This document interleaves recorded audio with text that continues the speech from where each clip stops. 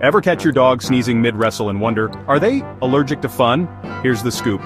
When dogs play fight, they often let out these adorable little sneezes. But they're not getting sick and they're definitely not faking it for attention, unlike your friend who skipped work last Friday. This play sneeze is actually their way of saying, hey buddy, it's all good, we're just playing here. Think of it as a furry thumbs up telling their pals, no hard feelings, let's keep it friendly. So next time you see two pups roughhousing and hear that sneeze, don't worry. They're just making sure nobody takes things too seriously. But here's the twist. Some experts think dogs might actually be trying to make humans relax too.